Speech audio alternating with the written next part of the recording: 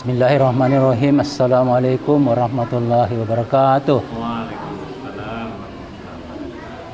Allahumma rabbana lakal hamd anta qiyamis samawati wal ard wa man fihin. Allahumma salli ala Muhammad wa ala ali Muhammad. Baiklah, kita masuk di kajian Al-Quran secara tafsir ya.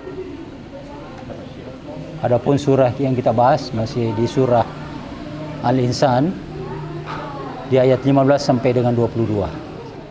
Mari kita dengarkan bacaan ayatnya dari ayat-ayat yang akan kita bahas secara tafsiriyah berikut ini.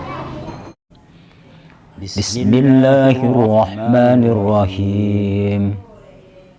Wa yutafu alaihim bi aniyatin min fiddatin wa aqwabin kanat qawarira min fiddatin qaddaruha taqdira wa yusqawna fiha kasan kana midajuha zanjabila aynan fiha tusamma salsabila wa yatufu alaihim wildanun muhalladun idza ra'aitahum hasibatahum lu'luwan mansura wa idza ra'aita samma ra'aita na'iman wa mulkan kabira aliyahum siyabu sundusin khudrun wa istabraq wa khullu wasawira min fiddah wa saqahum rabbuhum syaraban tahura inna hadha kana lakum jazaa'an wa kana sa'yukum mashkura. Shadaqallahul adzim. Assalamualaikum warahmatullahi wabarakatuh. Alhamdulillah alladzi 'allama bil qalam 'allamal insana ma lam ya'lam. Kita melangkah kepada kajian tafsiriyah dan saya mendapat giliran pertama, mungkin rekan-rekan lain bisa menambahkan nanti. Di sini saya ingin menitik beratkan pada ayat pertama di sini yang dikatakan yutafu. Jadi diedarkan atau dibuat dikelilingi itu ya, itu minuman itu. Kita tawaf itu begitu juga, kita mengelilingi Ka'bah. Tapi yang menarik itu kita melihat Ka'bah itu dari kanan ke kiri, bukan kiri ke kanan. Dan ini diikuti oleh semua lomba yang ada di dunia ini, termasuk di Olimpiade. Kalau di stadion itu kita lihat itu ada lomba berputar, tidak pernah ada kiri ke kanan itu, pasti kanan ke kiri. Jadi sama dengan tawaf itu. Ya. Saya kadang-kadang tanya itu kalau saya ada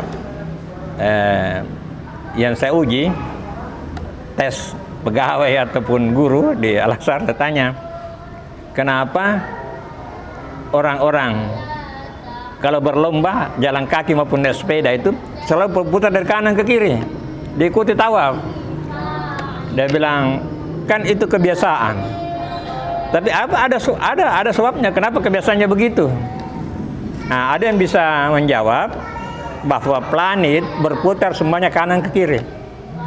Inti atom juga kanan ke kiri itu semua. Jadi berputar dari kanan ke kiri. Sayangnya kita orang-orang Islam, arsitek itu, karena saya pernah mengajar di satu perguruan tinggi Islam, itu waktu lantai 4 tidak ada tangganya, tidak ada liftnya, tapi pakai tangga. Tangganya berputar dari kiri ke kanan. Saya bilang ini sekolah Islam, arsiteknya orang Islam, tapi tidak Islami. Capek kita sampai ke atas. Kenapa capek? Karena dia melawan perputaran bumi. Ya, harusnya kan gitu. Jadi banyak energi dipakai. Yang kedua, jantung kita di sebelah kiri. Kalau kita berputar dari kanan ke kiri, itu jantung dilindungi. Tapi kalau kita berputar atau naik dari kiri ke kanan, ini terbuka jantung, capek. Nah, ini keluar biasaan daripada Rasulullah Muhammad SAW menunjukkan cara tawaf dari kanan ke kiri sejak dulu sebelum maju geografi sebelum maju ilmu fisika, sebelum maju ilmu medis, dan sampai sekarang semua perlombaan itu pasti berputar dari kanan ke kiri, meskipun orang-orang non muslim, karena mereka tahu dari segi ilmunya. Sedangkan Rasulullah itu karena petunjuk. Itu yang membuktikan bahwa ajaran yang dibawa Rasulullah Muhammad SAW betul-betul adalah yang satu yang hak. Jadi bumi kita berputar dari kanan ke kiri, semua planet itu berputar dari kanan ke kiri. Nah, inilah salah satu petunjuk atau mujizat dari Al-Quran yang berbicara lebih daripada zamannya. Ya, apa-apa yang kemudian dapat dibuktikan secara ilmiah. Nah, mudah-mudahan keyakinan itu membuat kita untuk rajin membaca Al-Quran. Apalagi sudah digambarkan tentang kenikmatan-kenikmatan yang ada di surga itu.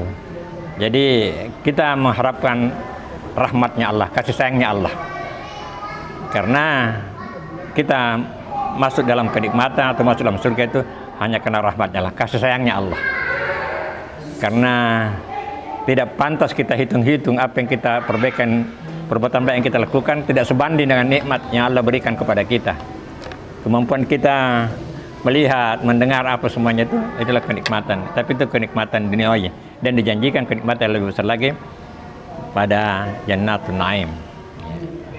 Saya kira bisa dilanjutkan oleh teman-teman. Dari saya cukup sekian. Akhirul kalam. Wa barakallahu fikum. Assalamualaikum warahmatullahi wabarakatuh. Assalamualaikum warahmatullahi wabarakatuh. Alhamdulillah, kita panjatkan kehadirat Allah Subhanahu wa taala karena kita masih diberi kesehatan. Terima kasih atas kesempatan yang diberikan. Saya ingin tanyakan Pak, mengenai penafsirannya itu, karena berbicara masalah tadi tawaf, sa'i, jadi ada ayat innas safa wal marwata min sa'ilillah wa man hajjal bait aw ittamara fala junaha alaihi an yatawafa fa man hajjal khairan wa innallaha syakirun alim. Mungkin itu yang artinya bahwa Safa dan Marwah merupakan syiar agama Allah, ya Pak. Iya Pak. Jadi sampai kita diperintahkan untuk berhaji dan bertawaf atau bersa'i, dan sesungguhnya itu tidak ada dosa bagi yang melaksanakan. Jadi saya minta bagaimana penafsirannya ayat ini Pak. Yang itu saya Pak. Assalamualaikum warahmatullahi wabarakatuh. Bismillahirrahmanirrahim. Tadi Pak Ustaz bercerita tentang berputar dari kiri ke kanan. Ya, dari kiri ke kanan. Dari kanan ke kiri. Ya. Ya, sama dengan tawaf. Kalau dari segi agama, dari segi olahraga, velodrome, balap sepeda. Alhamdulillah pada malam ini kita kan kebetulan berada di masjid ini, Jamiatul Khair. Sekedar informasi, menara yang ada sekarang ini dari arsitekturnya dulu itu mungkin karena kebiasaan membuat tangga kontrol lurus saja ke atas sampai 30 meter. Kebetulan pada saat itu saya yang bertugas, jadi saya mengambil hikmahnya waktu tawaf. Saya robah itu, ada Pak Amin sebagai saksi. Dua hal yang saya robah. Pertama, putarannya yang ada sekarang ini mereka itu dari kanan ke kiri, dan setiap ada trap, kalau tidak salah 3 trap itu. Jadi berputar dari kanan ke kiri sehingga ada trap, putar lagi ada lagi trap, ada trap, 3 trap. Artinya saya merubah itu dengan pendirian bahwa ini berkaitan juga dengan agama, tawaf, tapi di dunia ini juga seperti pemain olahraga yang paling banyak dilihat itu velodrome. pasti berputar dari kanan ke kiri. Itulah juga hikmahnya. Dan dari segi biaya konstruksi juga tidak ada penambahan, karena saya sudah desain juga konstruksi betonnya itu. Tapi satu hikmahnya saya bilang, bagaimana orang bisa memanjat tidak ada henti-hentinya sampai itu yang panjat yang begini-begini. Jadi saya roba itu ini sekedar informasi. Saya roba di atas itu menara kita di Masjid Jamitul Khair ini. Itu model berputar dari kanan ke kiri. Saya kira begitu. Terima kasih. Assalamualaikum. Assalamualaikum warahmatullahi wabarakatuh. Ayat yang kita bahas ini adalah ayat penggambaran-penggambaran yang didapatkan oleh orang-orang pilihan, ya, yang kelak masuk dalam jannah, ya, surganya Allah Subhanahu wa taala. Walaupun ini merupakan satu pendekatan, tapi semua menunjukkan bahwa sesuatu yang nikmat, ya, menyenangkan. Ya. Makanya juga di dalam Al-Fatihah, setelah kita mengucapkan Iyyaka na'budu wa iyyaka nasta'in ihdinas siratal mustaqim, maka Allah menyambung ayatnya siratal ladzina an'amta 'alaihim. Artinya itu jalannya orang-orang yang diberi nikmat, atau jalannya orang-orang yang masuk surga. Ya kan? Nah, jadi ini penggambarannya. Ya. Jadi ayat Allah itu memang sebenarnya bersambung-sambung, ya. Tidak ada yang terputus dalam Al-Fatihah itu. Jadi mudah-mudahan kita masuk dalam orang-orang pilihan yang dipilih oleh Allah Subhanahu wa taala untuk mendapatkan fasilitas-fasilitas seperti itu. Ya. Karena ini merupakan satu penggambaran sehingga umat Islam, ya, berupaya untuk mengikuti ajaran-ajaran yang dibawakan oleh Nabi kita Muhammad SAW, yang di dalamnya terdapat perintah untuk dilaksanakan dan juga ada larangan untuk dihindari. Nah, itulah. Jadi ini adalah hal yang sangat mendorong sehingga umat Islam ini bisa lebih taat dan beriman kepada Allah Subhanahu wa taala. Kemudian tentang berputar dari kanan ke kiri, dalam ajaran Islam juga memang diajarkan bahwa segala sesuatu perbuatan yang baik mestinya dilakukan dengan kanan dulu. Ya, begitu. Keluar dari kamar mandi kita kaki kanan duluan. Waktu masuk kaki kiri. Ya. Jadi sesudah bersih-bersih badan, kita keluar dengan bersih, maka kaki kanan lebih duluan diangkat keluar. Jadi itulah ajarannya. Kemudian juga memang setelah berkembang, ya, seperti dijelaskan Ustaz Nur tadi, bahwa ada hal-hal yang penting setelah dari kanan itu. Ya, memang Al-Quran ini semakin dianalisis, semakin kelihatan kebenarannya. Ya, baik itu dari gerakan, kemudian dari jumlah-jumlah, sangat luar biasa kalau mau dikaji. Ya, banyak sekali yang miracle, ya, keluar biasaan itu Al-Quran dari anunya. Jadi bersyukur kita bahwa ada petunjuk yang dibawakan oleh Nabi Muhammad SAW sebagai pedoman hidup kita. Kita bayangkan kalau tidak ada Nabi, apa yang kita lakukan? Kita menyembah kayak apa, ya? Nah, itulah syukur kita di era sekarang ini, apalagi di era modern seperti ini. Tanpa bimbingan agama, kita akan tidak tenang hidup di dunia ini. Ya. Jadi alhamdulillah perlu kita syukuri bahwa kita dalam lingkungan Islam, ya, Muslim. Sekian, assalamualaikum warahmatullahi wabarakatuh.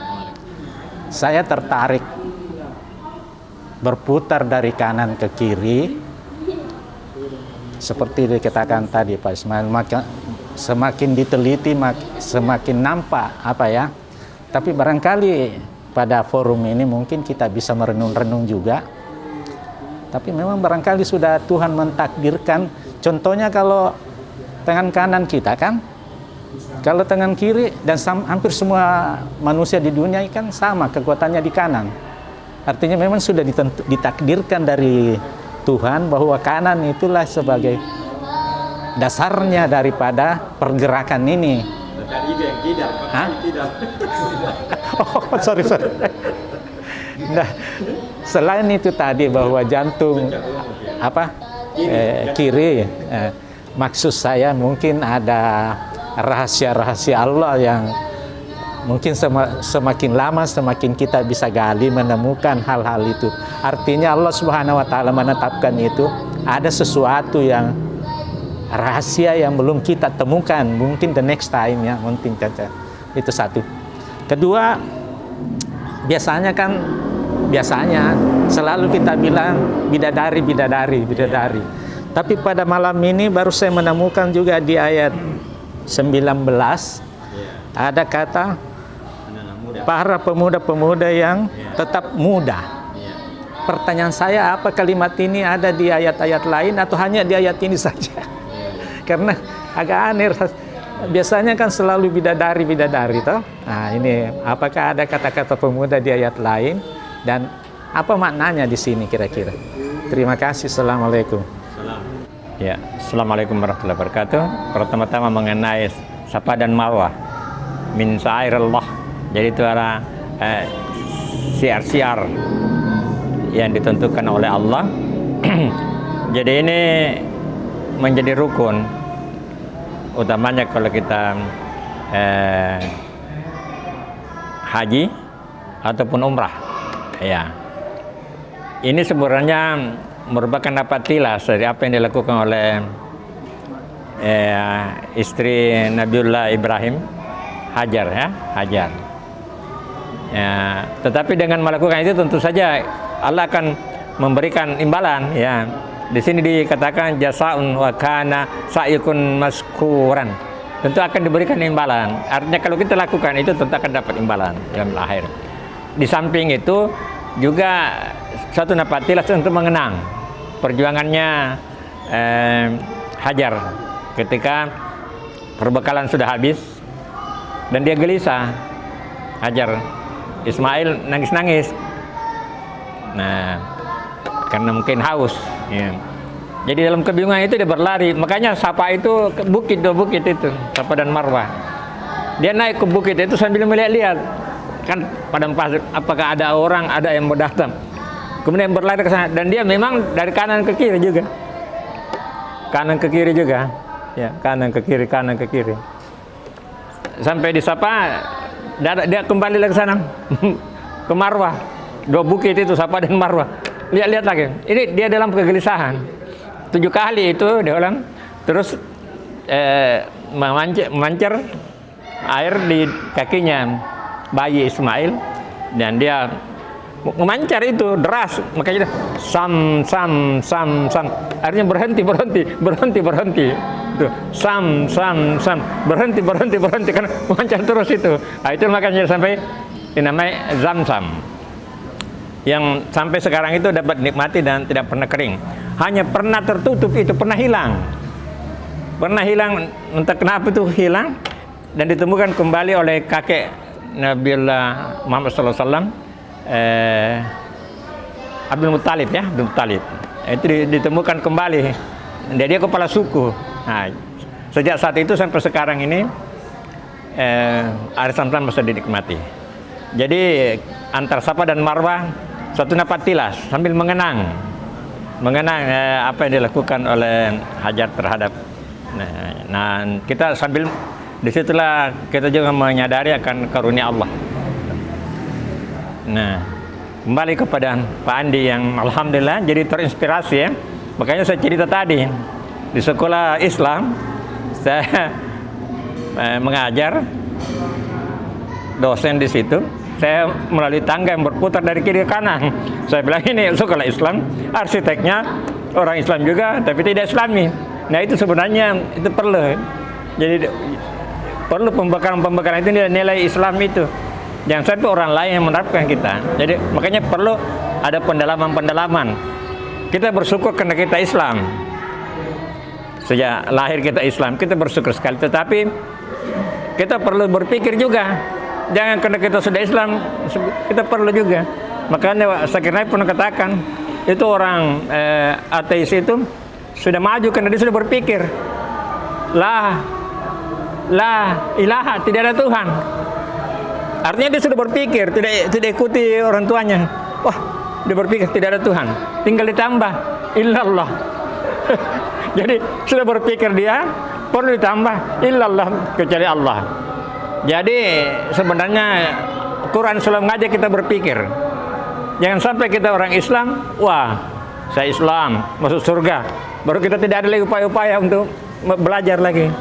Tetap kita perlu belajar, karena Quran ini adalah hudan. Memang kenapa kita memaknainya secara lafaziyah dulu baru tafsiriyah? Jangan sampai kita terlalu jauh. Karena sekarang ini ada memang pemikir-pemikir yang mengatakan Quran itu diturunkan dulu, tempo dulu. Nah, sekarang zaman sudah berubah. Nah, jadi jangan lagi ada yang beragam begitu. Nah, padahal Quran itu adalah hudan. Ya, value-nya tetap. Memang ada. Seperti dalam atau perintah perang. Memang asbabun nuzulnya itu tentang perang.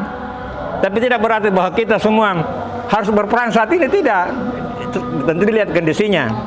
Ya, jadi memang ada beberapa anjuran-anjuran aturan Quran itu kita lihat kondisinya seperti potong tangan. Tidak langsung kita potong tangan dan mencuri, tidak. Karena Umar sendiri pernah lakukan itu, dia bilang kenapa tidak? Kondisi sosial masyarakat.